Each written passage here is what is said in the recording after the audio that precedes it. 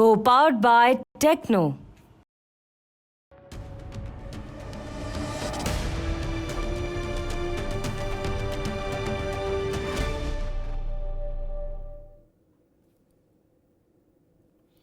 पिछले दिनों की घटनाओं से उत्तर प्रदेश में एक तनाव जैसी परिस्थिति बन गई।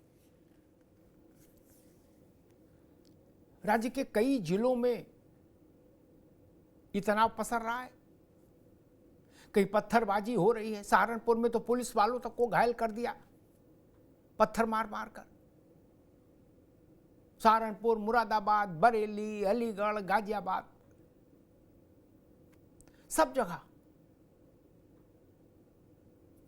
और गाजियाबाद में तो डासना मंदिर पर ही चढ़ाई हो गई थी।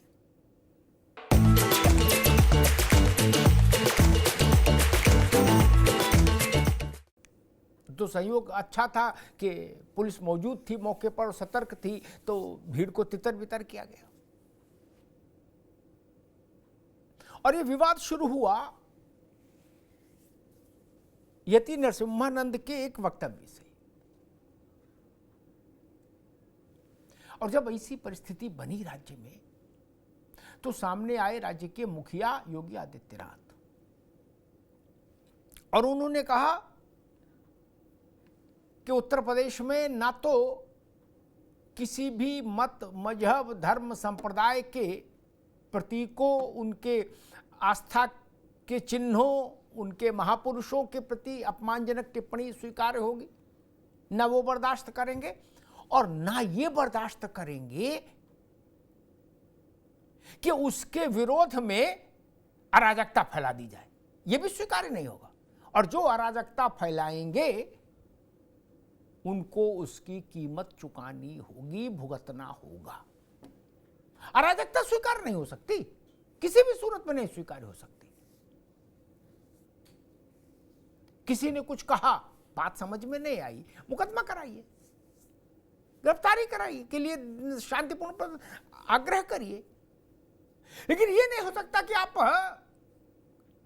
विधि लोक व्यवस्था को पंगु बनाने की कोशिश करें और पुलिस पर पथराव करें, धार्मिक स्थल पर पथराव करें। ये पत्थरबाजी नहीं चलेगी। यही बात योगी आदित्यनाथ ने बहुत साफ लहजे में कह दी। पक्ष वालों के लिए भी कानून है, विपक्ष वालों के लिए भी कानून है। किसी की बात किसी को आपत्तिजनक लगती है तो उसके लिए कानून का रास्ता खुला हुआ है। लेकिन शांति व्यवस्था को बंधक नहीं बनाने दिया जा सकता किसी को। नाराजगी व्यक्ति के कथन से हो सकती है, लेकिन व्यक्ति के कथन से नाराजगी है इसलिए किसी धर्मस्थल को तोड़ने पहुंच जाएंगे क्या? यह भी ठीक नहीं। धर्मस्थल किसी व्यक्ति का नहीं हो सकता। वो सैकड़ों साल की, हजारों साल की एक व्यवस्था है, एक परंपरा है। ये वैंडलिज्म जो चल रहा है ना, इसी के लिए योगी आदित्यनाथ ने कहा कि फिर कीमत चुकानी होगी।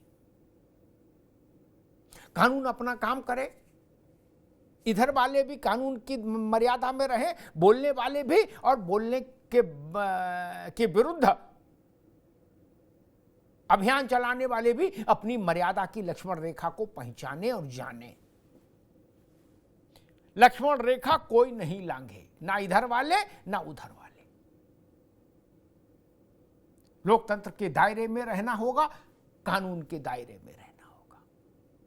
और इसको सरल भाषा में कहूं तो उत्तर प्रदेश का लोग मोटो है योगी जी की सरकार का कि कायदे में रहोगे तो फायदे में रहोगे, कायदा तोड़ोगे तो भुगतान करना होगा। ये लॉलेसनेस नहीं चल सकती। आप किसी से नाराज हैं, किसी की बात से खफा हैं, तो कानून का रास्ता अपनाइए।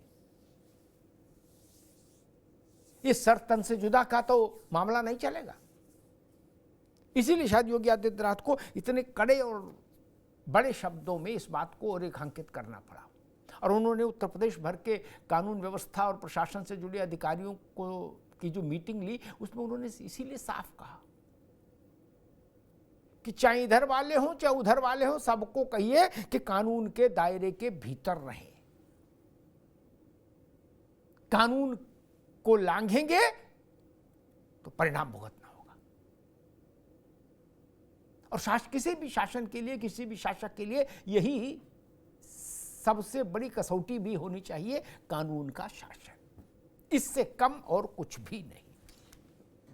हमारे साथियों ने इसी मसले पर एक रिपोर्ट तैयार की, उस रिपोर्ट को देखिए, फिर मेहमानों से परिचय कराते हैं और फिर बहस में चलते हैं।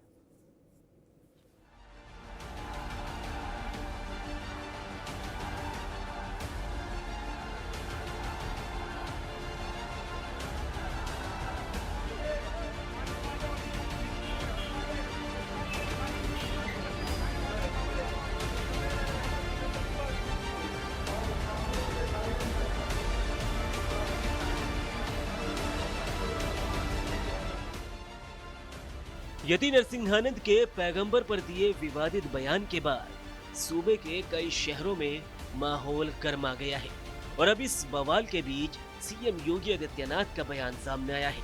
सीएम योगी ने दो टूक शब्दों में कहा है कि किसी भी जाति, मत, मजहब अथवा संप्रदाय से जुड़े इष्ट देवी देवताओं, महापुरुषों और साधु संतों के विरुद्ध अपमानजनक टिप्पणी अस्वीकार्य है, किंतु विरोध के नाम पर अराजकता भी बर्दाश्त नहीं की जाएगी। कोई भी व्यक्ति अगर आस्था के साथ खिलवाड़ करेगा तो उसे कानून के दायरे में लाकर कठोरता पूर्वक सजा दिलवाई जाएगी। अधिकारियों को निर्देश और जनता को संदेश देने की इस कवायद में सीएम योगी ने कड़े कदम उठाने के आदेश दिए हैं। सीएम ने अधिकारियों से कहा है कि तोड़फोड़ या आगजनी स्वीकार नहीं की जाएगी। जो भी ऐसा दुस्साहस करेगा उसे इसकी कीमत चुकानी होगी। यति नरसिंहानंद के बयान के बाद गाजियाबाद, बुलंदशहर और सहारनपुर समेत कई शहरों से टकराव और तनाव की तस्वीरें सामने आई हैं। एक बड़े समुदाय को उकसा के और अपना चुनावी एजेंडा जो है साधने की कोशिश है। मैं बहुत जिम्मेदारी से कहूंगा अपने मुस्लिम भाइयों से कि वो इस तरह के आंदोलन का हिस्सा न बने। जब आप लोगों ने हमें वोट देकर जनप्रतिनिधि बनाया है तो हम आपकी आवाज पार्लियामेंट में और सड़कों पर उठाएंगे। हम इसके लिए हैं, लेकिन आप इनके षड्यंत्र में न आए। जिस तरह से आप सड़कों पे आओगे तो इनका जो है चुनावी एजेंडा सेट होता जाएगा। तो बहुत समझदारी से काम ले, धैर्य का समय। इस घटनाक्रम के बाद सोशल मीडिया से लेकर सियासी गलियारों में भी सियासत गरमाई हुई है। वहीं सरकार ने साफ कर दिया है कि टेंशन बढ़ाने वालों पर कड़ा एक्शन होगा। आप लोग जानते हैं कि ये यति नरसिंहानंद इससे पहले भी हेट स्पीच में अरेस्ट हुए, जेल को गए और उनका एक बेल का कंडीशन ये भी है कि वो दोबारा इस तरह की बकवास नहीं करेंगे। तो हमारा फर्स्ट डिमांड ये है कि उनकी बेल को कैंसिल किया जाए। मैं केंद्र सरकार और राज्य सरकारों के जिम्मेदारों को ये कहना चाहती हूँ कि अब उनका ये ढुलमुल रवैया नहीं चलेगा। यति नरसिंहानंद और इन जैसे नफरती पाखंडियों के खिलाफ दिखावटी कार्रवाई ना की जाए, बल्कि हेट स्पीच, यूएपीए और एनएसए की गंभीर धाराओं में इनके खिलाफ कार्रवाई होनी चाहिए, ताकि ये एक नज़ीर बन सके और आइंदा कोई ऐसी जुर्रत ना कर सके। बहरहाल त्योहारों वाले इस सीजन में सद्भाव के बजाय तनाव और टकराव ने सरकार की भी टेंशन बढ़ा दी है। हालांकि तीखे तेवरों में सीएम योगी ने भी साफ कर दिया है कि न किसी मजहब का अपमान बर्दाश्त होगा और न ही विरोध के नाम पर अराजकता।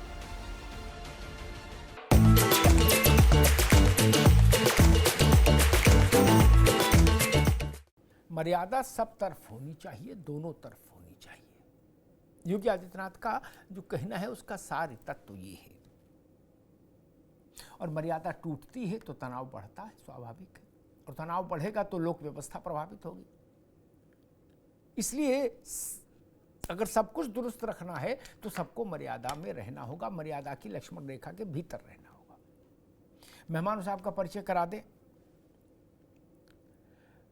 खेमचंद शर्मा जी हैं, भारतीय जनता पार्टी के प्रतिनिधि, खेमचंद जी का स्वागत है।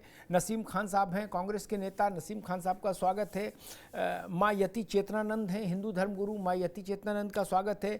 मौलाना शहाबुद्दीन रजवी, अध्यक्ष मुस्लिम जमात, अभी हमारे साथ जुड़ेंगे थोड़ी सी देर में। यतिमा, तब तक आपसे बात शुरू करता हूँ, फिर राजनीतिक लोगों के पास जाऊँगा। ये परिस्थिति क्यों बनी, चाहे इधर से और चाहे उधर से, और जब बन गई तो अब शहर शहर तनाव पसरा है, पूरे देश भर में उसकी गूंज दिख रही है। ऐसी स्थितियों से कैसे निपटा जाए? देखिए अमिताभ जी, निश्चित रूप से जो भी बयान आया उसके बाद संविधान है देश में, थाने हैं और अधिकारी हर जिले में बैठे हुए हैं।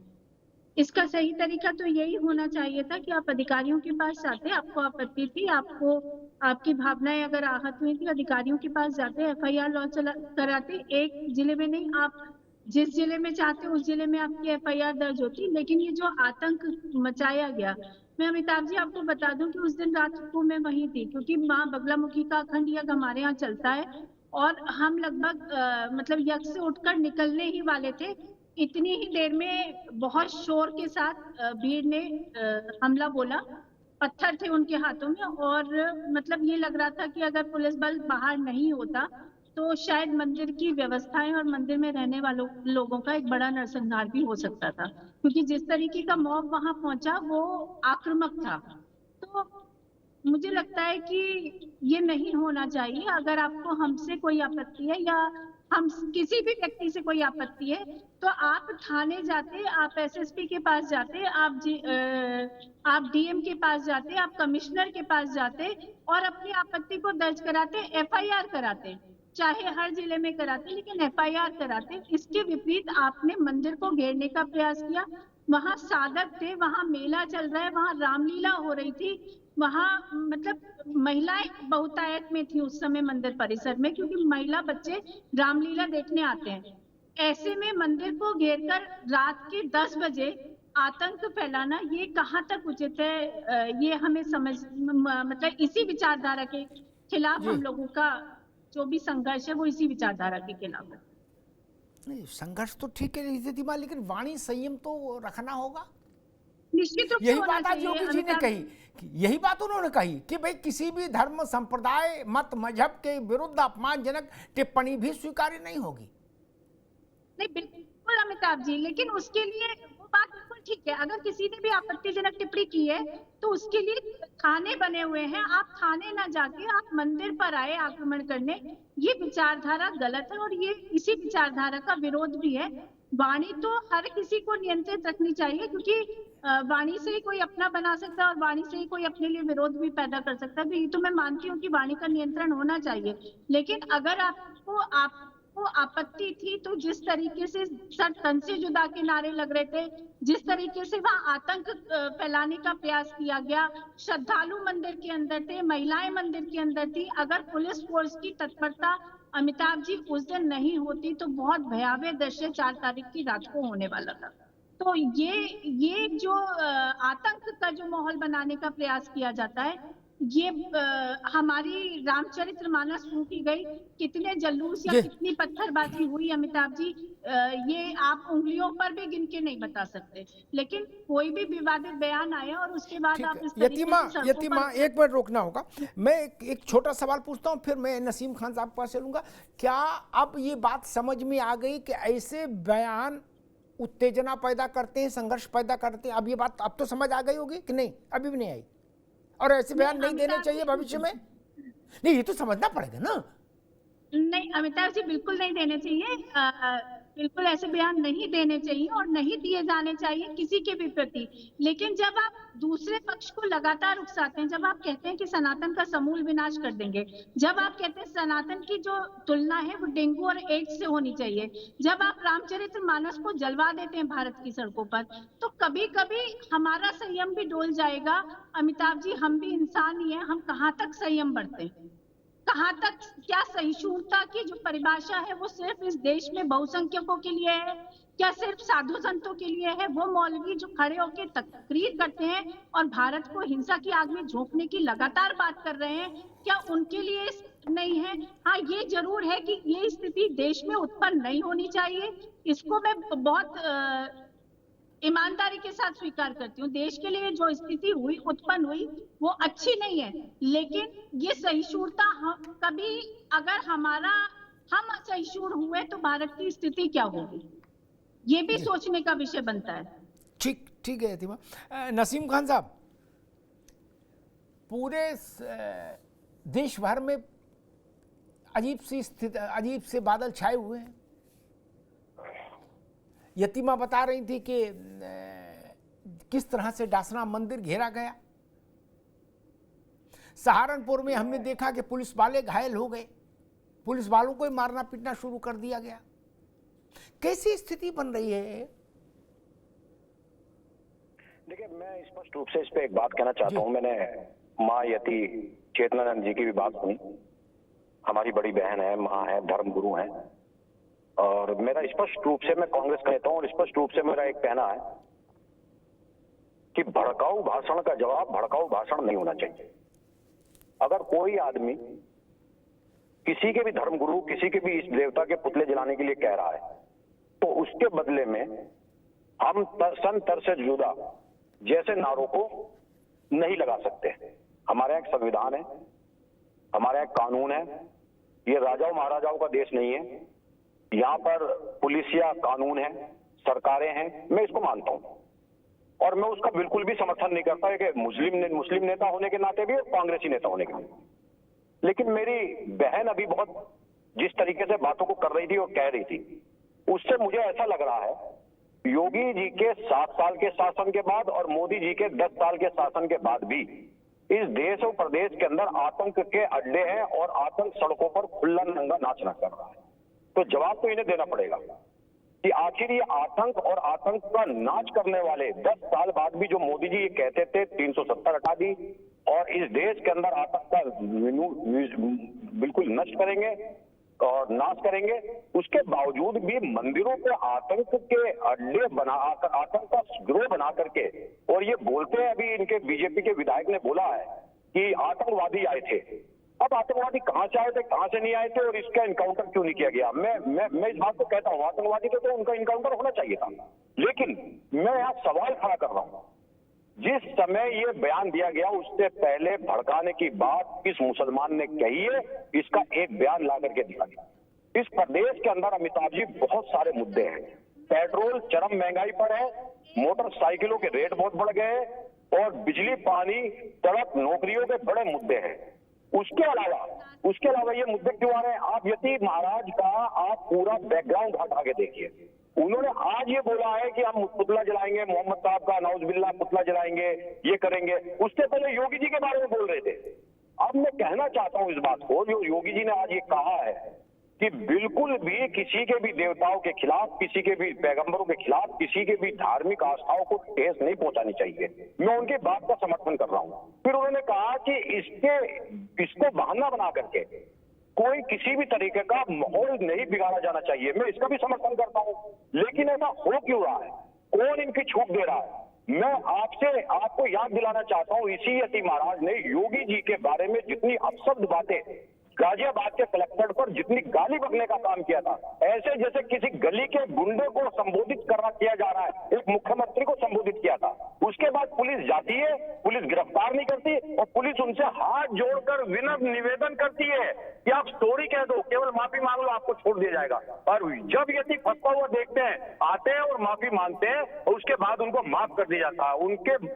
उनके घमंड को, उनके इस जोश को बढ़ाने का काम सरकारें कर रही है। और ये एक योगी जी नहीं है। मैं कहता हूं इस बात को, क्या आपने एक बात कही अमिताभ जी, मैं आपकी बात को भी कंडम कर रहा हूं। आपने एक बात कही कि किसी भी तरीके से ये देश कानून से चलता है, संविधान से चलता है, किसी को भी कानून हाथ में देने का राइट नहीं है, सर तन से जुदा करने का राइट नहीं है। बिल्कुल नहीं है। लेकिन ये राइट किसने दे दिया कि अब नवरात्रे चल गए हैं तो उनकी दुकानों को छुटभइये बजरंग दल के विश्व हिंदू परिषद के कार्यकर्ता चेक करे जाकर के? अरे चेक करना पुलिस करेगी, पुलिस जाकर उनके बर्तन को खंगालेगी, लेकिन वो गिरबान पकड़ पकड़ करके पीट रहे हैं, उन्माद फैला रहे हैं। जो सजा पुलिस को देनी चाहिए थी वो सजा गली छाप छुटभइये नेता कर रहे हैं। ये किसने राइट दे दिया? पुलिस उनकी सुरक्षा में खड़ी है। गली गाजियाबाद के अंदर रात को 1 बजे पुलिस के सामने एक ठेली वाले को मारा गया, पीटा गया, पुलिस के सामने गालियां बकी गई। ये किसने इजाजत दे दी? हाँ, मैं आपकी बात का समर्थन करता हूं कांग्रेस का नेता होने के नाते। इस बात को कहता हूं, किसी भी तरीके का कानून तोड़ने वाले व्यक्ति की जगह जेल होनी चाहिए, लेकिन उसमें फिर धर्म की चाशनी ना डाली जाए, फिर उसमें धर्म ना देखा जाए, फिर उसमें जात ना देखी जाए। ठीक है, ठीक है, रुकना होगा।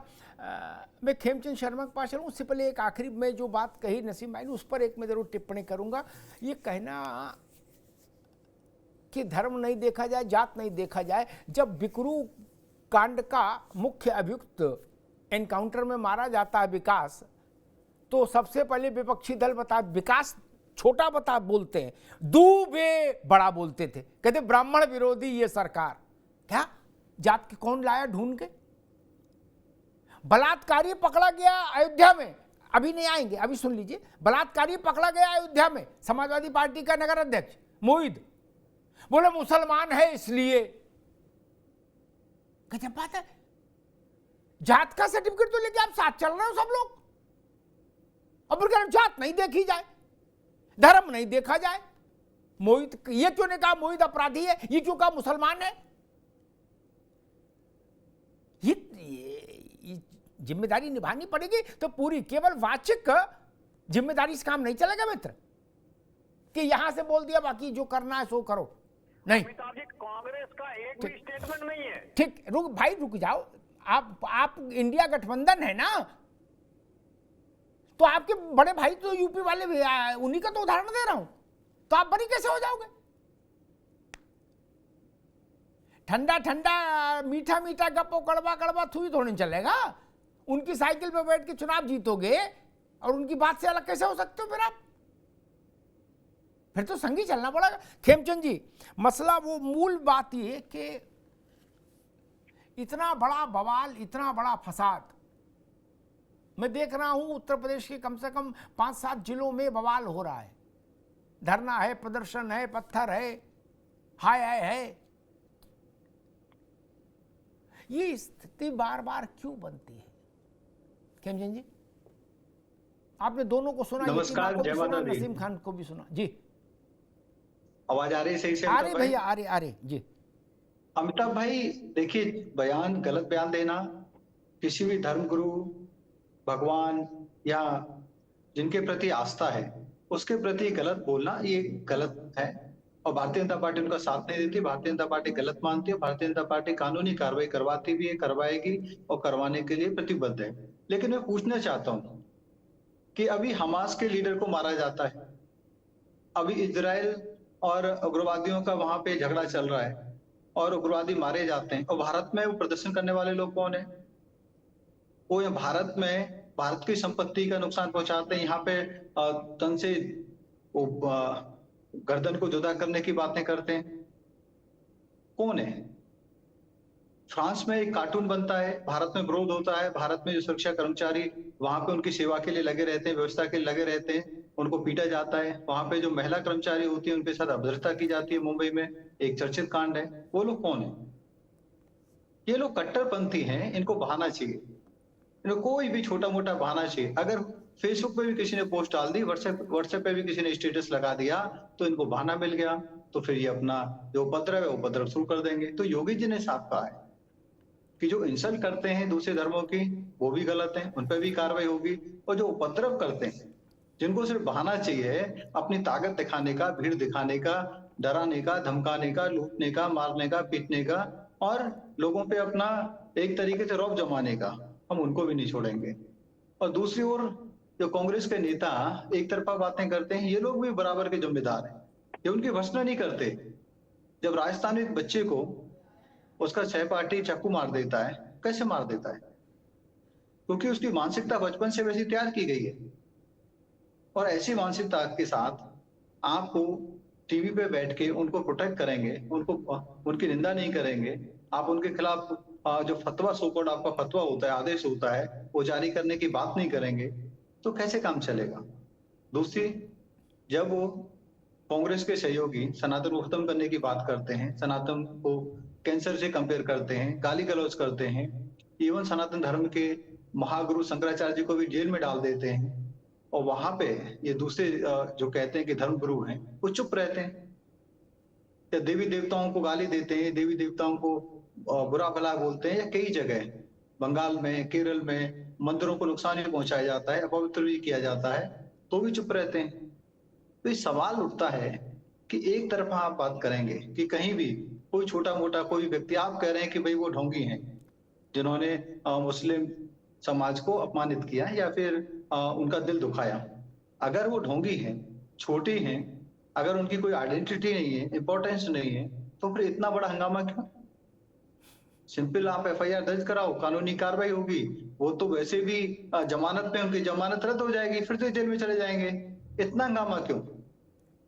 हंगामा करने के पीछे है कि जो वक्त का कानून बन रहा है, जो वक्त में जो चेंजेस आ रहे हैं, उससे पहले शक्ति प्रदर्शन करना है, उससे पहले अपने आप को संगठित करना है। बहाने चाहिए संगठित होने के लिए, शक्ति प्रदर्शन करने के लिए, डराने के लिए, धमकाने के लिए, सरकारों पे प्रेशर क्रिएट करने के लिए। लेकिन ये उत्तर प्रदेश है, योगी जी की सरकार है, या गुंडा राज नहीं चलेगा। आप गुंडागर्दी करना चाहोगे, बहानेबाजी करना चाहोगे, लोगों को डराओगे, सरकारी संपत्ति को नुकसान पहुंचाओगे, तो कार्रवाई होगी, जोरदार कार्रवाई होगी, चाहे आप कुछ भी कहना। नसीम खान, ये बात जो बीजेपी ने उठाई कि शक्ति प्रदर्शन करने की कोशिश है ताकि वक्फ को लेके जो कानून आने वाला है पार्लियामेंट के शीतकालीन सत्र में, उससे पहले एक मैसेज जाए कि नहीं, हम ऐसा भी कर सकते हैं। नसीम खान, देखिए, बीजेपी हमेशा जो है लोगों को कंफ्यूज करने का काम करती है, हमेशा मुद्दों को डाइवर्ट करने का काम करती है। ना तो ये वक्फ को लेकर कोई चर्चा है, वक्फ को लेकर ये मुद्दा बना है, ना किसी तरीका कोई भी मुस्लिम जगत, मुस्लिम उत्तर प्रदेश का ये मुद्दा बनाना चाहता था। मुस्लिमों को अपने कामकाज से मतलब है, पढ़ाई लिखाई से मतलब है, और आपने पीछे देखा होगा मुस्लिमों को बहुत उकसाने की कोशिश की गई, मुस्लिम सड़क पर नहीं आया। मेरी बात सुन लीजिए, आप साधु साधु मेरी बात सुन लीजिए, मैं आपके बीच में नहीं बोला, मैं आपके बीच में नहीं बोला। तो अमिताभ जी, आखिर में आपको समझना पड़ेगा, उत्तर प्रदेश के अंदर उपचुनाव है, 10 सीटों पर उपचुनाव है, और योगी जी की कुर्सी स्टूल में बदलेगी या कुर्सी बाकी रहेगी, इस उपचुनाव पर निर्भर करती है। क्योंकि मोदी जी को, कौन से मुसलमान डराने और धमकाने मोदी जी को योगी जी पसंद नहीं कर रहे हैं और योगी जी को मोदी जी पसंद नहीं कर रहे हैं। तो इसलिए पूरे देश के अंदर भारतीय जनता पार्टी के खिलाफ माहौल है, और उस माहौल को भागते हुए योगी जी ने ये बयान दिलवाया है, और इस बयान के बाद उसको गिरफ्तार न करके मौका दिया है कि प्रदेश में प्रदर्शन हो, ध्रुवीकरण की राजनीति हो, और ये कुछ सीटें जीत करके लिया है और अपनी कुर्सी को बचा ले। सिर्फ मुद्दा ये है, उत्तर प्रदेश के अंदर छोटी छोटी बच्चियों के साथ बलात्कार हो रहा है, उत्तर प्रदेश के अंदर नौकरी नहीं है, उत्तर प्रदेश की जनता महंगाई से त्रस्त है, उत्तर प्रदेश की महिलाएं सुरक्षित नहीं है, क्यों स्नैचिंग है, आपका जो है डकैतियां घरों में पड़ रही है, मोटरसाइकिलें चोरी हो रही है, उत्तर प्रदेश की व्यवस्था चरमराई हुई है। इसको जानते हुए, इसको भागते हुए भारतीय जनता पार्टी ने योगी जी के नेतृत्व में ये बयान दिलवाया है, ताकि उत्तर प्रदेश के अंदर धार्मिक ध्रुवीकरण होकर के 5-4 सीटें जीत करके योगी जी की कुर्सी को बचाई जा सके। क्योंकि पूरे देश के अंदर माहौल योगी जी के, मोदी जी के खिलाफ है। हरियाणा को जो सर्वे आया है, और जो 10 साल में पहले जम्मू के अंदर 370 हटाई गई थी, उसके बाद वहाँ बम्पर वोटिंग होकर के एनसी और कांग्रेस के गठबंधन को बढ़त दिखाई जा रही है, सरकार बनती हुई दिखाई दे रही है। 57-60 सीट लेकर के हरियाणा के अंदर चुनाव में जा रहे हैं, जहाँ हिंदू बहुल क्षेत्र है, जहाँ मुसलमानों की संख्या ना के बराबर है। तो उस वजह से योगी जी ने ये ध्रुवीकरण की राजनीति का खेल खेला है। ये एक मिनट यतीमा रुकना होगा, नसीम भाई रुकना होगा, यतीमा आपको भी रुकना, नसीम भाई रुकना होगा। एक बात मेरी समझ में नहीं आई नसीम भाई, आपने कहा कि ध्रुवीकरण की राजनीति भाजपा को लाभ देगी और भाजपा इसके पीछे है। हम एक क्षण के लिए आपकी बात मान लें तो आप सब लोगों को, कम से कम अपनी बिरादरी के लोगों को तो अंदर रखना चाहिए था, तो ध्रुवीकरण ही नहीं होता। FIR दर्ज कराती, सर एक सुनो भाई, ये सर तन से जुदा नहीं बोल नारा लगाते, नाराए तदबीर, सर तन से जुदा, अल्लाहू अकबर, ये नहीं करते रात में 10 बजे आके सड़कों पर, पुलिस को नहीं मारते, तो ध्रुवीकरण नहीं होता। अगर ध्रुवीकरण हुआ है तो नहीं, मैं आपसे स्पष्ट रूप से कह रहा हूं इस बात जी। अभी मुझे आपने बोलने का मौका दिया, मेरी माँ साधु है, इनके अंदर पैशन होना चाहिए, सुनने की ताकत होनी चाहिए, क्षमता होनी चाहिए, मेरे बीच में भी बोल पड़ी। तो ये अभी बोल रही थी कि मंदिरों के अंदर पूजा होती है, भयावह स्थिति हो जाती है। मैं मानता हूँ मंदिर से पाक और पवित्र जगह कोई नहीं होती है, लेकिन मैं पूछना चाहता हूँ, जब मंदिर है और मंदिर में पूजा होती है, भगवान राम की, पुरुषोत्तम राम की, बाबा भोलेनाथ की पूजा होती है, नवरात्र चल रहे हैं, उसी मंदिर के अंदर से रावण की जगह पर दूसरे धर्म के पैगंबरों के पुतलों के साथ क्या करने की बात कही जाती है? क्या ये मंदिर के अंदर की भाषा है? क्या मंदिर के आवाज की बात है? मंदिर के दरवाजे से ये बात आनी चाहिए थी, आपको रोकना चाहिए था, आपको कहना चाहिए कि मंदिरों के अंदर से ये बात नहीं आनी चाहिए। मेरी बहन, मैं आपको समर्थन करता हूँ और मैं विरोध कर रहा हूँ लोगों का जो मंदिर की तरफ गए, मंदिर के पास गए, लेकिन मैं ये भी कहना चाहता हूँ कि मंदिर पर हमला करने नहीं गए। अगर गिरफ्तारी पहले दिन हो जाती, तो मोटर एक्शन लेती सरकार, गिरफ्तारी पहले दिन हो जाती, प्रदेश के अंदर कहीं कोई आदमी सड़क पर निकलता। सिर्फ प्रदेश की सरकार चाहती थी कि गिरफ्तारी में देर की जाए और गिरफ्तार, फिर मेरी मां बोलने लगी, भाई आप साधु है क्या है, क्यों आप साधु बने बैठी हैं? आपको सुनने की ताकत होनी चाहिए कि साधु, आप प्रेमानंद महाराज जी से मथुरा के कुछ सबक लीजिए, सीखिए, प्रेमानंद महाराज जी से सीखिए कुछ जा करके कि साधु कैसे होते हैं। मैं सुनता हूँ, मैं फॉलो करता हूँ प्रेमानंद महाराज जी को, मैं सुनता हूँ, मैं मथुरा जाता हूँ, मैं टीवी पे सुनता हूँ, आप उनको सुनिए, पैशंस रखिए, दूसरे के समय में अतिक्रमण मत करिए। आप मेरी बहन है, आप बोल लीजिए, आप बोल लीजिए, मुझे बोलने मत दीजिए। आप लोगों की यही एक मिनट, दोनों को रोकेंगे, यतीमा आपको भी रोकेंगे, नसीम भाई आपको भी रोकेंगे। मैं बीजेपी के पास चलूंगा, खेमचंद जी के पास। नसीम भाई रुकना होगा। खेमचंद जी, आप कुछ कहना चाह रहे थे। और कांग्रेस आरोप लगा रही है कि बाई इलेक्शन चूंकि आने वाले हैं उत्तर प्रदेश में 10 विधानसभा क्षेत्रों में, इसलिए बीजेपी ने इस मामले को इस ढंग से आगे बढ़ने दिया ताकि कम्युनल डिवाइड हो जाए उत्तर प्रदेश में और फिर पोलराइजेशन हो। खेमचंद जी, मैं नसीम खान जी से पूछना चाहता हूं कि आप ये कहते हैं कि जो मुसलमानों की बड़ी बड़ी भीड़ आई वो भारतीय जनता पार्टी ने भेजी, भारतीय जनता पार्टी ने उनको बोला कि आप बोलिए कि हम तन से भाई आपकी गर्दन जुदा कर देंगे और हम मार देंगे, हम पत्थर फेंकेंगे, पुलिस वालों को पीटेंगे, जला देंगे, मंदिर को हम आक्रमण करेंगे, मंदिर में रहने वाले साधु संतों पे आक्रमण करेंगे, बहन बेटियों पे आक्रमण करेंगे, जगह जगह हजारों लाखों की भीड़ इकट्ठी होगी। क्या ये भारतीय जनता पार्टी ने ऑर्गेनाइज किया था? और दूसरा, आप लोगों के नेता उनके क्यों नहीं कहते नसीम रुक जाओ, मैंने आपको डिस्टर्ब नहीं किया। अभी केवल खेमचंद जी की आवाज, अभी नसीम भाई आपको रुकना होगा। एक आदमी पे टिप्पणी की बोल रही है, आपकी औकात नहीं है किसी साधु संत पे आप इस तरीके से अभद्र तरीके से टिप्पणी करें। मैंने आपको टोका नहीं, और आप वो भी आप अमिताभ भाई के शो में, आप पहले सुन लो, आपने बहुत बोला है, आप लगातार बोलते जा रहे हो। अगर आप ये समझते हो कि भारतीय जनता पार्टी ने की तो खुल के बताओ।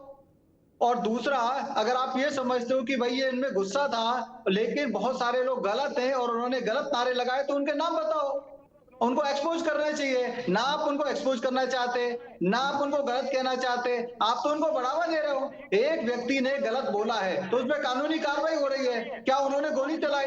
क्या उन्होंने बोला कि मैं किसी की गर्दन काट दूंगा? क्या उन्होंने 100, 200, 500 लोग ले जाके किसी मस्जिद पर अटैक किया? क्या आप यहाँ पे फिजिकल भी हो रहे हो, आर्म्स भी ला रहे हो, आप यहाँ पे उपद्रव करते हो, उपद्रवी भी हो रहे हो, कानून को मानते नहीं, कानून में विश्वास नहीं रखते, आप कानून के तहत चलना नहीं चाहते। इस तरीके की चीजें उत्तर प्रदेश में नहीं चलेंगे। फिर आप कहेंगे कि भारतीय जनता पार्टी कर रही है, भारतीय जनता पार्टी उकसा रही है। अरे ये भारतीय जनता पार्टी उकसा नहीं रही है, ये भारतीय जनता पार्टी का राज है कि एक भी कम्युनल वायलेंस हम लोगों ने उत्तर प्रदेश में होने नहीं दिया। क्योंकि बाबा जो सही है सही है, जो गलत है वो गलत है। गलत चाहे किसी भी धर्म का हो, किसी भी समाज का हो, वो गलत ही है। आप भीड़ तंत्र से भारत में और उत्तर प्रदेश में कोई भी अपनी बात मनवा नहीं सकते। अगर आप सोचते हो कि आप अपनी भीड़ से, आप अपने जोर से, आप अपने लोगों को इकट्ठा करके, आप उपद्रव करके बात मनवा लोगे, ये कभी भी पॉसिबल नहीं है। उपद्रवियों पे कार्रवाई होगी, बराबर की कार्रवाई होगी। जिन्होंने उपद्रव किया उनके खिलाफ कानूनी कार्रवाई होनी चाहिए। एक थोड़ी है कानूनी कार्रवाई होनी चाहिए। क्या गजब है, मतलब जिस हिंदू ने गलत किया है उस पे तो पत्थर मारो, उसके तो मंदिर को जला दो, उसको तो गोली से मार दो, उसका तो तन जो है वो जुदा कर दो। लेकिन वही मुसलमान जो उपद्रवी है उन पे कानूनी कार्रवाई होनी चाहिए। अरे उन पे क्यों नहीं, उन पे कार्रवाई एज उग्रवादी क्यों नहीं होनी चाहिए? उनको उग्रवादी ब्रांड क्यों नहीं करना चाहिए? और आप जैसे धर्मगुरु उनको उग्रवादी कहने में क्यों डरते हैं? आपको उनको उग्रवादी कहना चाहिए। वो उग्रवादी है, उग्रवाद का मतलब है दूसरों को डराना, धमकाना और दूसरों को परेशान करना। ये हजारों लाखों की भीड़ इकट्ठी हुई है, इन्होंने परेशान किया है, लोगों को पीटा है, लोगों की दुकानों से माल लूटा है, इन्होंने पुलिस वालों को पीटा है, इन्होंने पब्लिक प्रॉपर्टी को नुकसान पहुंचाया है। ये उग्रवादी है और इनको उग्रवादी कहने में आप डरते हो, ये अपने आप में दिखाता है कि आप जैसे नेता, धर्मगुरु और कांग्रेस जैसी पार्टी अपीजमेंट पॉलिटिक्स के तहत देश को बर्बाद करने पर तुली है। आप लोगों के लिए अपीजमेंट पॉलिटिक्स सर्वोपरि है, देश का संविधान सर्वोपरि नहीं है, देश का कानून सर्वोपरि नहीं है, देश सर्वोपरि नहीं है। मैं आपको बता दूं, आप कुछ भी कर लो, ये कानून है और कानून का राज उत्तर प्रदेश में है। ठोका जाएगा, जो भी उपद्रव करेगा वहां पे उपद्रवियों को ठोका जाएगा। दोनों मित्रों को रोकूंगा। नसीम भाई, मूल प्रश्न मुझे लगता है यहां पर है, जो भीड़ डासना के देवी मंदिर पर आई और जिसने पत्थरबाजी की, जिसने पुलिस से संघर्ष किया और वो अंदर घुसना चाहती थी मंदिर में, इसीलिए संघर्ष हुआ। वो भीड़ अगर किसी के वक्तव्य से उद्वेलित थी तो उसके खिलाफ कार्रवाई के लिए जाना चाहिए था उसको कमिश्नर के, पुलिस कमिश्नर के यहाँ धरना देने, प्रदर्शन करने। नहीं, डासना के मंदिर पर हमला करने की तो हिमाकत नहीं होनी चाहिए थी। एक मिनट रुक जाओ, मंदिर यति नरसिम्हानंद की संपत्ति नहीं हो सकती, ये गलतफहमी भी सब लोग निकाल दो। आज वो है, कल नहीं रहेंगे तो मंदिर उनके साथ जाएगा क्या? नहीं ना। और यति नहीं थे तब भी डासना का मंदिर था। यति मैं गलत तो नहीं कह रहा? यार कितने संत आएंगे जाएंगे, कितने मंदिर के मुखिया आएंगे जाएंगे, इससे क्या फर्क पड़ता है? मंदिर महत्वपूर्ण है, व्यक्ति नहीं। नसीम भाई, वहां जाके बवाल करने की आवश्यकता क्यों पड़ी? अगर मान लीजिए आपको अपनी बात कहनी थी, शक्ति भी दिखानी थी, तो कमिश्नर गाजियाबाद पुलिस के यहां दिखाते। जी 2 मिनट अपनी बात कहने दीजिए। एज ए मुस्लिम अपनी बात कहने दीजिए, कांग्रेस का नेता हटाकर। जी। और मैं बड़े स्पष्ट साफ तरीके से आपके चैनल पर बैठ करके पूरे देश के मुस्लिम नौजवानों से इस बात को कह रहा हूं। देखिए, किसी भी तरीके से कोई भी कुछ बोल दे, कोई भी कुछ कर दे हमारे धर्म के खिलाफ, हमारे धर्म के किसी के भी खिलाफ बोल दे, इस देश के अंदर एक संविधान है। मैं सारे देश के मुसलमानों से अपील करता हूं कि ना तो सड़क पे इकट्ठा हो, ना कहीं इकट्ठा हो, मंदिर पे जाए। और मंदिर पे जाने का तो सवाल ही पैदा नहीं होता, क्योंकि मंदिर एक पवित्र जगह है। मंदिर में बैठा हुआ व्यक्ति गलत हो सकता है, मस्जिद में बैठा हुआ व्यक्ति गलत हो सकता है, मौलवी पंडित गलत हो सकता है, मंदिर और मस्जिद, गिरजाघर, गुरुद्वारा गलत नहीं हो सकता। और एक व्यवस्था है, पुलिस कमिश्नर के जाने चाहिए, कोतवाली बनी हुई है, थाने बने हुए हैं, चौकी बनी हुई है, वहां जाकर के भीड़ के साथ जाए, और बल्कि भीड़ के साथ भी ना जाए, 15-20 प्रमुख लोग जाकर के अपनी रिपोर्ट करें और रिपोर्ट करने के बाद गिरफ्तारी की मांग करें। और ये आखिरी रास्ता होता है इकट्ठा होकर के अहिंसावाद तरीके से अपनी बात को कहने का, जब पुलिस आपका काम ना कर रही हो, सरकार अपना काम नहीं कर रही हो। रही मंदिर की बात, वो वीडियो मैंने भी देखा है। आप हमले की बात कर रहे हैं, मैंने उस वीडियो को देखा है, वहां ना कोई हमला हुआ। हाँ, जो लोग मंदिर पे इकट्ठा कार्यकर्ताओं को होके गए ऐसी दूसरे गलत तरीके से फिर से कवर कर रहे हो। आप मीठी मीठी बात करके जो कड़वी बातों को छुपाने की कोशिश कर रहे हो। अरे मंदिर पे हमला हुआ है, वहाँ पे लोगों को डराया गया है, और जिस तरीके से यूं में गोलीबारी हुई थी वैसी हालत क्रिएट करने की कोशिश की गई। वो तो यहाँ पे बाबा का साथ से जिनको पता था कि ज्यादा उद्यम करेंगे तो नसीम खान आपको भी रोकूंगा। खेमचंद जी आपको, यतीमा नसीम खान कह रहे हैं कि मंदिर पर हमले जैसी कोई स्थिति नहीं थी, लोग वहां भाईचारा निभाने गए थे, गंगा जमुनी तहजीब और भाईचारा के लिए गए थे। यतीमा मेरा सवाल सुन लो भाई, नसीम खान कह रहे हैं कि वहां जो भीड़ गई थी वो भाईचारा के तहत गई थी, गंगा जमुना के तहत गई थी। आतंक का पर्याय बन गए हैं आप लोग, और आप लोग हमें ये समझा रहे हैं कि ये कुछ है ही नहीं। के सामने पेश मत करिए। मैंने स्पष्ट कांग्रेस का नेता और मुस्लिम नेता होने के नाते कांग्रेस अलग हटाता हूं। मैंने साफ बोला कि मंदिर पर चालाकी कहते हैं, इसी को कांग्रेस कहते हैं। आपने पहले मीठी मीठी बात की और जो वहाँ पे उपद्रव किया गया, उपद्रवियों को आपने बचाने की कोशिश की। आपने कहा कि वहाँ कोई उपद्रव नहीं हुआ। इससे बड़ा झूठ और क्या होगा, इससे बड़ा पाप और क्या होगा। एक जगह उपद्रव नहीं हुआ है, सैकड़ों जगह उपद्रव हो रहे हैं, और ऐसे उपद्रवियों को छोड़ा नहीं जाएगा, उनको आइडेंटिफाई किया जा रहा है। और आप जैसे लोग टीवी पे बैठ के झूठ बोल रहे हैं कि कोई उपद्रव नहीं हुआ, कोई गलती नहीं की गई, धमकाया नहीं गया, डराया नहीं गया, नारे नहीं लगाए गए। तो ये नारे क्या विदेश से आ गए, क्या पाकिस्तान से आ गए? ये नारे भारत में लगाए गए और उसी भीड़ ने लगाए और आपके प्रिय लोगों ने लगाए। आप लोगों के जो नेता कार्यकर्ता समाजवादी पार्टी और कांग्रेस से जो लिंक लोग हैं उन्होंने नारे लगाए हैं, और आप लोग उनको उकसाते हो, आप लोग ही आगे बढ़ाते हो, आप लोग भी कह देते हो, आप कहते हो कि आप जाओ और कांग्रेस और समाजवादी पार्टी आपके पीछे खड़ी है। अगर आप अबीजमेंट की पॉलिटिक्स छोड़ दें और ये कहें कि हम इनके साथ नहीं है, इन पे कार्रवाई होनी चाहिए और ऐसे लोग गलत है, ये उपद्रवी है, ये इनको बिल्कुल वैसे ही लेना चाहिए जैसे टेररिस्ट को किया जाता है। जैसे जम्मू कश्मीर में पत्थर फेंकने वालों पे कार्रवाई हुई थी, वैसी ही कार्रवाई उपद्रवियों पे हो। तो ये उपद्रवी कभी घर से ना निकले, पब्लिक संपत्ति को नुकसान ना पहुंचाए, किसी को डराने की कोशिश नहीं करेंगे, दुकानों को लूटने की कोशिश नहीं करेंगे, पुलिस वालों पे पत्थर फेंकने की कोशिश नहीं करेंगे। आप लोग उनको सह देते हो, भड़काते हो, आप लोग माहौल बना के आप इकट्ठे हो जाओ, शक्ति प्रदर्शन करो, और आने वाले समय में ये भीड़ तंत्र और ये जो डर का माहौल है वो सहायता करेगा। आप उत्तर प्रदेश में डर का माहौल बना नहीं पाएंगे, उपद्रवियों को ठोका जाएगा। एक मिनट खेमचंद जी, एक बार रुकिए, नसीम खान एक बार रुकिए, दोनों लोग रुकिए, दोनों रुकिए। इस बात को ध्यान, नसीम खान रुको भाई, एक बात ध्यान रखिए कि दो बातें कही नसीम खान ने, उस पर मुझे दो टिप्पणियां करूं। एक, सहारनपुर में भाजपा वाले नहीं, इमरान मसूद ने माना कि प्रदर्शन हिंसक हो गया, पुलिस के लोग घायल हो गए। ये तो इमरान मसूद मान रहे हैं। इमरान मसूद तो आप ही के हैं ना, वो भाजपा तो ज्वाइन किए नहीं, वो तो एक दौर में नरेंद्र मोदी की बोटी बोटी काट रहे थे, वो भी मान रहे हैं। और दूसरा, डासना के मंदिर के बाहर खड़ी पुलिस और डासना के मंदिर के अंदर मौजूद भक्त दोनों इस बात की गवाही दे रहे हैं कि वो जो भीड़ आई थी वहां हजारों की, वो वहां लूडो खेलने तो नहीं आई थी। नसीम खान, लूडो खेलने तो नहीं आई थी, ये तो तय था।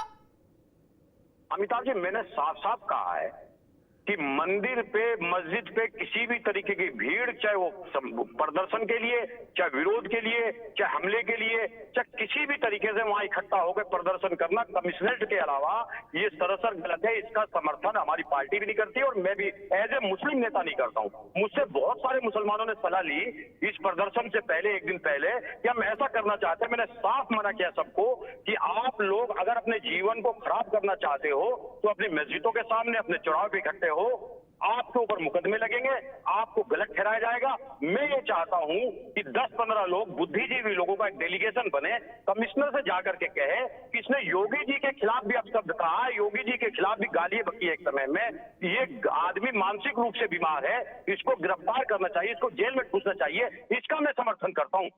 जब सरकारें ना सुने और देवताओं की और पैगंबरों की लगातार अवहेलना होती रही, उसके बारे में बात करो। उसके बाद ये अभी रास्ता होता है कि अब सरकारें पंगु हो चुकी है। लेकिन अभी सरकार को हमें समय देना चाहिए। मैं आपसे स्पष्ट रूप से कह रहा हूँ, अभी हमारे सामने बहुत सारे मुद्दे हैं कि देश का माहौल और देश का माहौल भाजपा के खिलाफ है, योगी जी के खिलाफ है, मोदी जी के खिलाफ है, अमित शाह के खिलाफ है।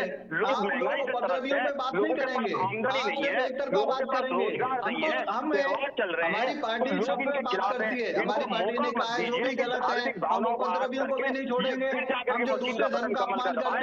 इसलिए अपनी बात एक मिनट, दोनों लोग रुकिए, मैं यतीमा के पास चलूंगा। यतीमा, कांग्रेस कह रही है कि जो मंदिर पर भीड़ आई थी वो हमला करने नहीं आई थी, तो वो क्या करने आई थी? गुलाब का फूल देने आई थी कि लूडो खेलने आई थी कि सांप सीढ़ी खेलने आई थी रात में 10 बजे?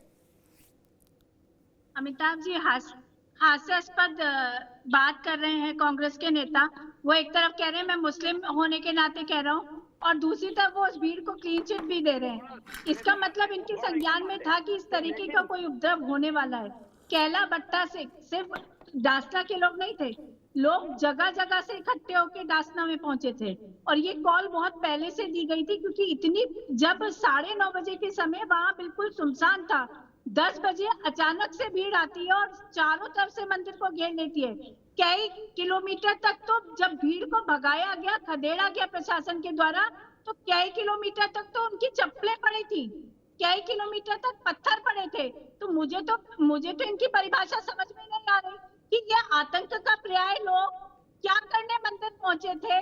पत्थर उनके हाथ में थे, चप्पलें वो छोड़कर भागे, अल्लाह अकबर के नारे क्यों बुलंद किए गए, नाराए तकबीर क्यों दिया गया, सर तन से जुदा की बातें क्यों की गई। आप जो वीडियो है उनमें फांसी दो, सर तन से जुदा बहुत स्पष्ट सुन सकते हैं। वो सिर्फ वहां हमला बोलने के लिए आए थे, निर्दोष लोगों के कत्ल करने के लिए आए थे, क्योंकि सबको पता था कि मेला चल रहा है, अंदर सनातनी लोग मौजूद है, वो जिनकी आस्था रामलीला में, वो रामलीला देख रहे हैं, उनको घेर कर मारने की, उनको चोटिल करने की साजिश थी। ये एक बड़े नरसंहार का प्रयास था। कांग्रेस के नेता यहाँ बैठकर कितनी भी सफाई दे ले, लेकिन इस षड्यंत्र में ये सब लोग शामिल हैं।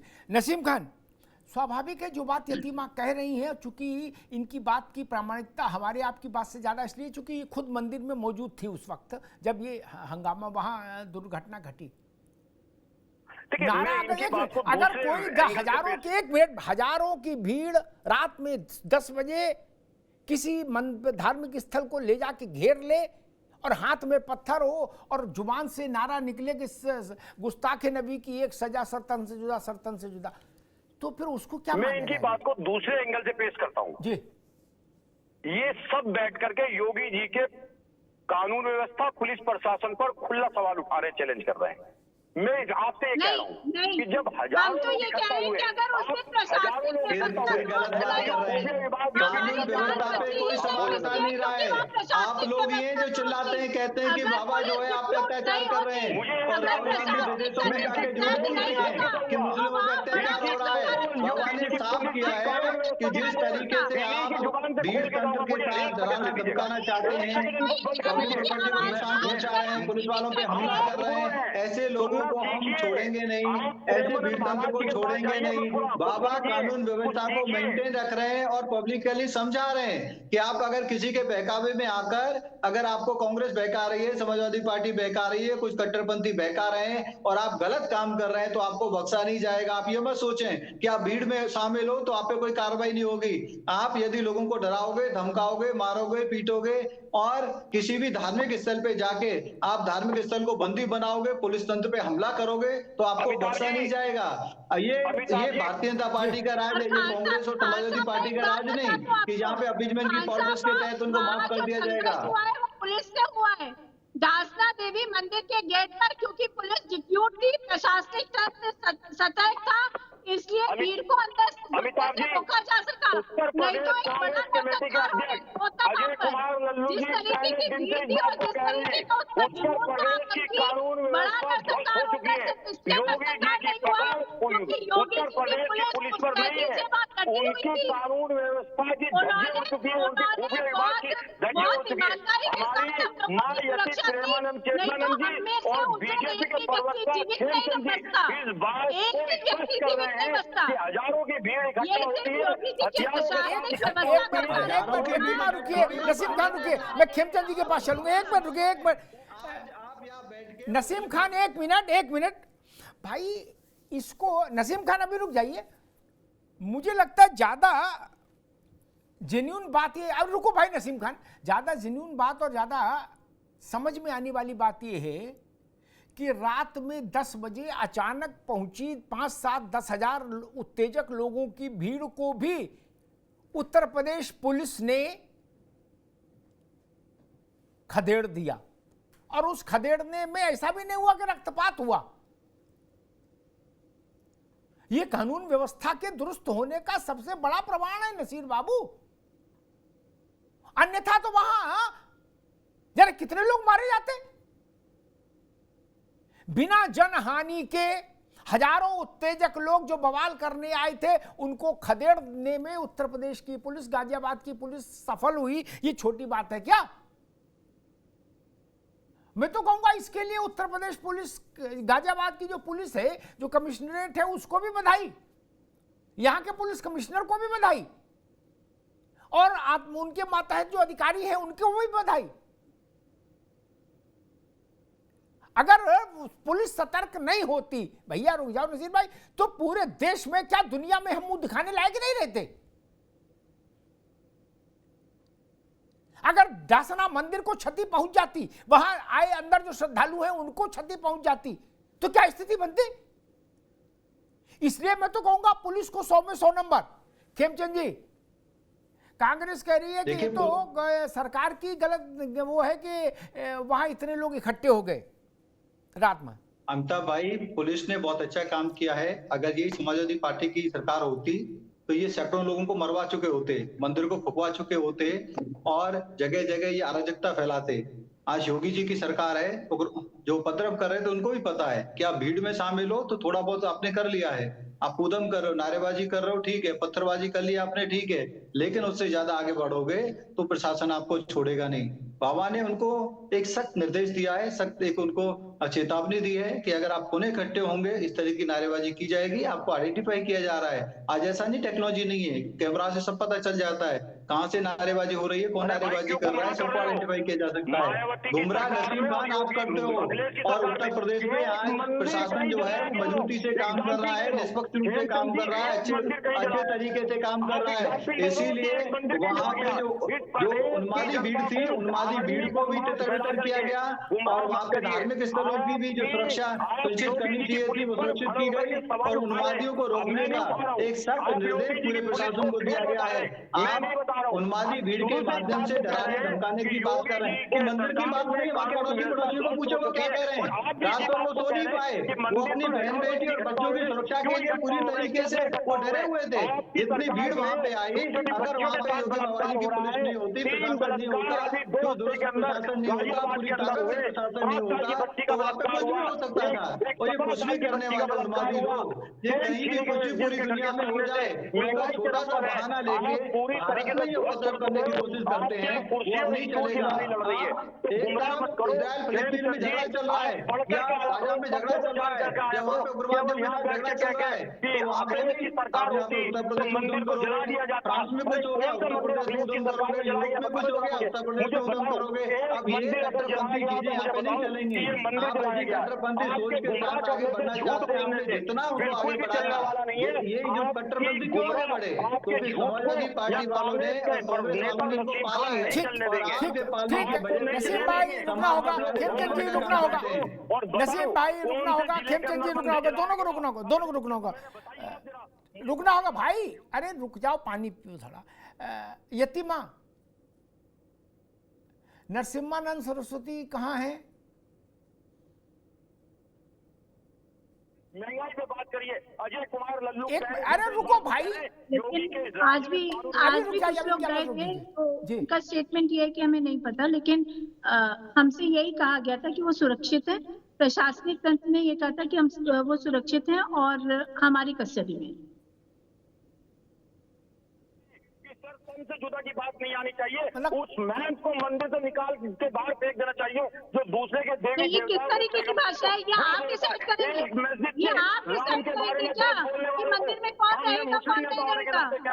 आप कानूनी कार्रवाई करा सकते हैं, आप रूल भिजवा सकते हैं, आप सजा दिलवा सकते हैं, लेकिन ये आप डिसाइड नहीं करेंगे कि मंदिर में कौन रहेगा कौन नहीं रहेगा। बाबा भोलेनाथ को बुरा कहेगा, हम उसको मस्जिद में नहीं रहने देंगे। उस मस्जिद में आप सजा उस दिलवाइए, मौलवी मुल्ला के लिए लगवा दी जाएंगे तो इस देश के हिंदू देवी देवताओं को गलत कहेगा। मैं खड़ा होकर के लठ लेकर के उस मस्जिद के गेट पे जाऊंगा जिस मस्जिद पे राम और बाबा भोलेनाथ को गलत कहा जाएगा। उस मौलवी के सामने लठ लेके खड़ा होऊंगा, उसका खंडन करूंगा, उसका विरोध करूंगा। आपके अंदर हिम्मत है कि योगी महाराज ने योगी जी को गाली बकती थी, पैगंबर के बारे में नसीम भाई आप मथुरा चलो, वहाँ मंदिर के ऊपर मस्जिद बनी हुई है, आप अपने लट को पहना लो, आपको मथुरा ले चलेंगे, आपको मथुरा में उस मस्जिद के सामने खड़ा करेंगे जो भगवान कृष्ण के मंदिर के ऊपर बनी हुई है, जो जन्म स्थान के ऊपर बनी हुई है, जो कृष्ण जी के सर पे बनी हुई है। आप अपने लट को तैयार कर लो, आपके लट को लेके हम लोग काशी में चलेंगे जहाँ बाबा विश्वनाथ के मंदिर के ऊपर मस्जिद बनाई हुई है। आप ये ढोंग मत रचो, आपने जब चैलेंज किया है तो यहाँ पे TV9 नेशनल चैनल अमिताभ भाई बड़े पत्रकार हैं, उनको साथ में ले जाके आपको लट के साथ आपके लट के साथ मथुरा चलेंगे और काशी चलेंगे। अगर चैलेंज आप दे रहे हो तो उसको स्वीकार करो, नसीम जी अपने चैलेंज को स्वीकार करो, और नहीं तो ये ढोंग है, ये ढोंगबाजी मत करो। अगर आप हिंदुओं की इस तरीके की बातें करते हैं कि अत्याचार करने वालों के खिलाफ आप खड़े होंगे तो चलो मथुरा में आप वहाँ पे मस्जिद पे खड़े हो जाओ और एक भी मुसलमान को वहाँ पे नमाज मत पढ़ने दो, क्योंकि वो मंदिर के ऊपर बनी हुई है, वो जन्म स्थान के ऊपर बनी हुई है, वो कृष्ण भगवान के गर्भगृह के ऊपर बनी हुई है। वैसे ही आप काशी में चलो, वहाँ बाबा विश्वनाथ के शिवलिंग के ऊपर आप लोग नमाज पढ़कर बाजू कर रहे थे, मतलब हाथ धोते थे, वहाँ पे थूकते थे, वहाँ पे आप सारे अनाचार करते थे। ऐसे अनाचारियों को रोकने के लिए आप उस मस्जिद के गेट पे खड़े हो जाओ, शुक्रवार को किसी भी नमाजी को मंदिर वहाँ पे मस्जिद में घुसने मत दो, क्योंकि वहाँ बाबा का मंदिर है। वैसे ही मथुरा में जन्मभूमि है, वह भगवान कृष्ण की जन्मभूमि के ऊपर वो मस्जिद बनी हुई है। अगर आप ढोंगी नहीं हो, अगर आपने सच बात कही है, अगर आप सचवादी हो तो चलो आपको लेके चलते हैं, आपको लेके चलते हैं। TV9 की टीम भी चलेगी, अमिताभ भाई भी चलेंगे, हम सब चलेंगे और फिर आपको अप्रिशिएट करेंगे कि हाँ आप राष्ट्रवादी मुसलमान हो, आप ढोंगी नहीं हो। आप ढोंग करते हो अपने ऐसे अलगाववादियों को बचाने के लिए, ऐसे लोगों को बचाने के लिए जो सर को तन से जुदा करने के नारे लगाते, भड़काते, डराते, धमकाते, चाकूबाजी करते, जब मौका लगता है तो सर को तन से जुदा भी करते हैं, उनकी आप भर्त्सना नहीं करते। ऐसा नहीं चलेगा कि आप मीठा मीठा ढोंग करके और पीछे ऐसे लोगों को बचाने की कोशिश करो। अगर आप में वास्तव में दम है तो चलो दिखाओ जो आपने कहा है। नकली हिंदुस्तानी नहीं हूँ मैं, मौलाना अजहर मसूद। अरे नकली नहीं हो तो चलो, मैं कह रहा हूँ, मैं तो मानता हूँ आप असली हो, असली हो तो करके दिखाओ, नहीं तो ये नकली नौटंकबाजी मत करो कि आप एक तरफ बोलोगे कि नहीं ऐसा होना नहीं चाहिए, मंदिर पे जाना नहीं चाहिए, लेकिन जो मंदिर में गए, जिन्होंने नारे लगाए, जिन्होंने वहां पे डराने दोनों मित्रों को रोकूंगा, दोनों मित्रों को रोकूंगा, भाजपा को भी कांग्रेस को भी। कुछ बातें बिल्कुल साफ हैं, वाणी संयम सबके लिए होना चाहिए। आप सार्वजनिक जीवन में है तो वाणी संयम तो रखिए। यह तर्क नहीं चल सकता कि मेरा बीपी बढ़ जाता है तो दवा खाइए बीपी की, मत बोलिए माइक पर। यह छूट किसी को नहीं दी जा सकती, देनी भी नहीं चाहिए। वाणी संयम सब तरफ होना चाहिए। लेकिन यह भी बिल्कुल दुरुस्त बात है कि आपको किसी की बात अच्छी नहीं लगी, खराब लगी, मन को चुभ गई, आस्था पर चोट लगी, उससे तो आप किसी धार्मिक स्थल को ढाने के लिए निकल पड़ेंगे क्या? यह भी स्वीकार्य नहीं, अक्षम्य है, यह कतई स्वीकार्य नहीं हो सकता। यही बात योगी जी ने कही। और हर बात के, एक मिनट नसीम भाई अभी बीच में मत बोलिए, हर बात के को ये रंग दे देना कि पोलराइजेशन कराया जा रहा है चुनाव में। वो 10,000 लोग, 8,000 लोग वहां ईटा पत्थर डंडा फंडा लेके नहीं पहुंचते डासना मंदिर तो नहीं होता पोलराइजेशन। 100-200 500 लोग कमिश्नर क्या चले जाते, तो पोलराइजेशन नहीं होता। अगर पोलराइजेशन हो रहा है तो वो लोग क्यों गए थे, किस लिए गए थे? स्वाभाविक है वो वहां गुलाब का शरबत तो बांटने गए नहीं थे कि रामलीला देख के जो भक्त निकलेंगे उनको हम ये शरबत पेश करेंगे, इसलिए तो गए नहीं थे। वो उत्तेजक थे, उनके हाथ में पत्थर थे। एक बात नसीम खान ने कही कि कानून व्यवस्था का मसला। अरे बाबा, इससे बेहतर, इससे प्रामाणिक और क्या कार्रवाई कर सकती थी गाजियाबाद की पुलिस कि 10,000 की उत्तेजक भीड़ को खदेड़ने में सफल रही बिना किसी जनहानि के। ना मंदिर पक्ष से किसी की जनहानि हुई, ना इधर से। इसलिए मैंने कहा कि मैं गाजियाबाद पुलिस को 10 में 10 नंबर देता हूं, यहां के पुलिस कमिश्नर को भी 10 में 10 नंबर। इससे बेहतर ढंग से और कैसे हैंडल हो सकती थी स्थिति। और अगर पुलिस जरा सी चूकती तो पता नहीं क्या स्थिति बनती, कितना भयावह दृश्य होता, उसकी कल्पना नहीं की जा सकती। अगर वो भीड़ अंदर घुस जाती मंदिर में तो क्या स्थिति बनती, सोच सकते हैं आप। ठीक कह रही यतीमा, हो सकता है देश के इतिहास में वो सबसे दुखद घटना में तब्दील हो जाती। 8-10 हजार उत्तेजक लोग उस मंदिर में घुस जाते तो फिर क्या। फिर बाद में पुलिस आती भी और अंदर घुसती भी तो एक व्यापक संघर्ष होता, व्यापक जनहानि होती, पुलिस भी शहीद होती। इस सबसे ऐसा कुछ नहीं हुआ। इसलिए मैं कहूंगा कि योगी सरकार की पुलिस, डीजीपी उत्तर प्रदेश के प्रशांत कुमार, गाजियाबाद के कमिश्नर और उनके मातहत, मैं सबकी प्रशंसा करूंगा। एक बड़े खतरे से उन्होंने लोगों को बचा लिया। अब मसला आता है कि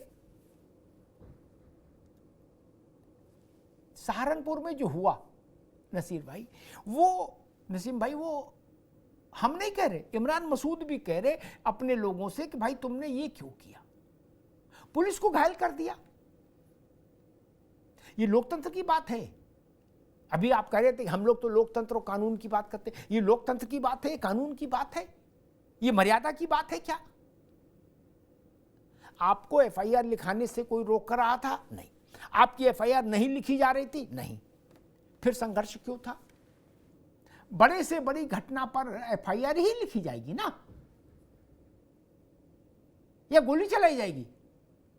मैं मानता हूं घटना बड़ी है तो एफआईआर ही लिखी जाएगी ना। पहले तो एफआईआर ही लिखी जाएगी, उसके बाद मामला अदालत जाएगा। और क्या चाहते हैं आप शासन से, व्यवस्था से? यति नरसिम्हानंद जी के खिलाफ एफआईआर दर्ज हुई। और एक बात मैं ये भी कहूंगा यतीमा, ये मेरे मन की बात है, मैं अपने ढंग का आदमी हूं, आप जानती हैं। अगर यति नरसिम्हानंद के खिलाफ मुकदमा दर्ज हुआ, एफआईआर दर्ज हुई, तो उनके पार्ट पर फिर ये ज्यादा बेहतर होता, ज्यादा ठीक होता कि वो पुलिस के समक्ष आत्मसमर्पण करते जाकर। ये डंडा-डोली ठीक नहीं है, नहीं। आपको जाना चाहिए पुलिस की, भाई ठीक है, हम कानून का सम्मान करते हैं। ये चोर सिपाही खेला जाएगा क्या? नहीं।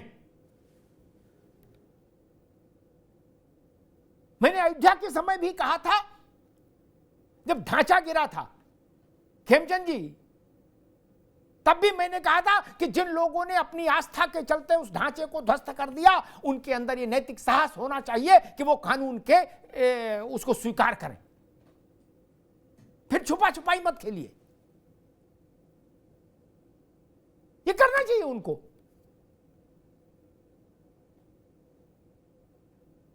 और अगर वो ऐसा कर देते तो मुझे लगता है फिर ज्यादा ये बात इतनी उग्र नहीं होती, और ज्यादा सम्मानित रास्ता यही है। यतिमा गलत कह रहा हूं तो टोक दीजिएगा। बात आपकी सही है, लेकिन मुझे लगता है कि शायद 4 के दिन में ही एफआईआर लॉन्च हुई है। तो अरे भाई, तो 4 के एफआईआर लॉन्च होने के 5 मिनट के भीतर उनको कर देना चाहिए सरेंडर। ये तर्क तो नहीं चलेगा हमें पता ही नहीं लगा, मिनट मिनट सब लोग फोन से जुड़े हो, व्हाट्सएप है, दिस है, दैट है, सब सूचनाएं आ जा रही हैं। ये नहीं होना चाहिए कि इतने बड़े आदमी के लिए पुलिस का है कि हम उनको ढूंढ रहे हैं। नहीं, हम खुद चल के जाएं।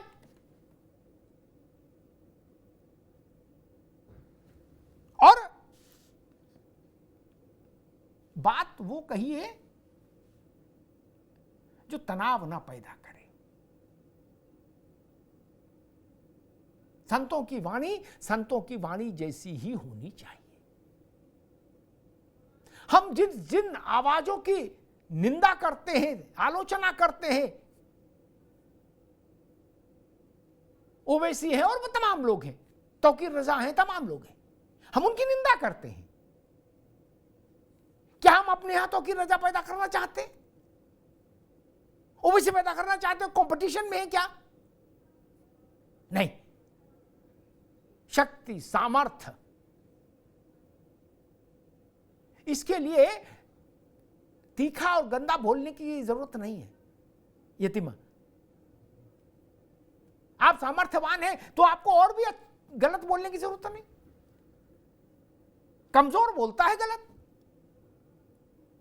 क्यों बोले गलत? और मैं एक बात, इस बात पर भी रहता हूं कि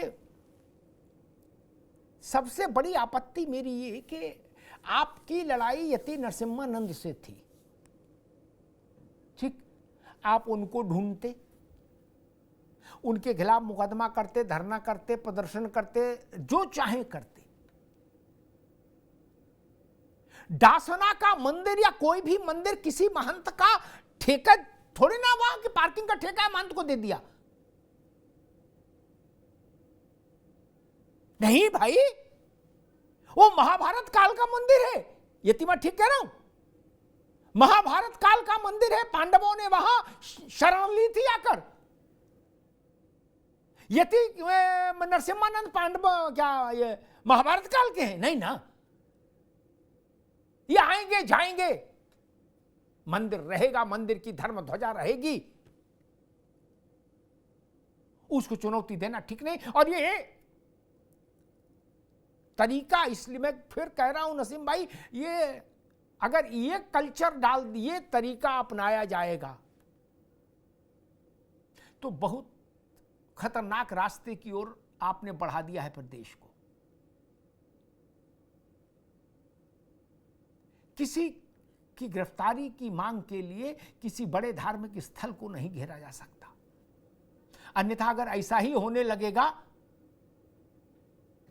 तो हर मस्जिद, हर मंदिर खतरे की जद में आ जाएगा। तब क्या करिएगा?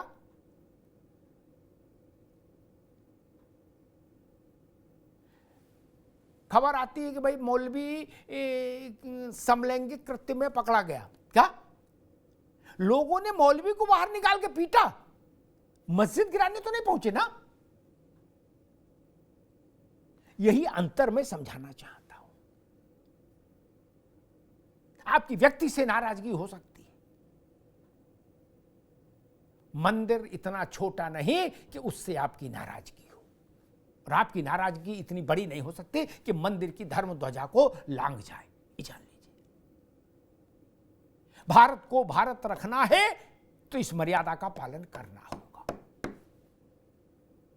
और इस बात से भी कोई अर्थ नहीं कि नहीं महंगाई है, फलाना है, ठिकाना है, ये मुद्दे आप इस वक्त उठाएं। जब ये सब हो रहा था तो नहीं पता था कि और मुद्दे हैं। ये विषय महत्वपूर्ण है, समाज की मनोवृत्ति से जुड़ा विषय है, इसलिए ये चर्चा के योग्य है। और अंत में मैं कहूंगा कि गाजियाबाद की पुलिस को साधुवाद दिया जाना चाहिए। जहां घटना नहीं घटी वहां पुलिस के साथ हिंसा हो गई सहारनपुर में, और गाजियाबाद जहां ये घटना घटी वहां कम से कम पुलिस ने उत्तेजना के चरम प्रवाह को निस्तेज कर दिया। सबकी जान सुरक्षित रही, सबकी मर्यादा सुरक्षित रही और पुलिस की मर्यादा भी सुरक्षित रही। यह बड़ी बात है। लोकतंत्र है तो लोकतंत्र के रास्ते चलिए, लोकतंत्र को भयतंत्र में बदलने की कोशिश मत करिए। इस मुल्क की फिजाओं में सरतन से जुदा जैसे नारे नहीं स्वीकार्य हो सकते, नाराए तदबीर स्वीकार नहीं हो सकता। शक्ति प्रदर्शन की कोशिश ठीक नहीं, सह अस्तित्व सहभागिता तक बात ठीक होती है। शक्ति प्रदर्शन अस्वीकार्य होता है किसी भी देश में। धन्यवाद।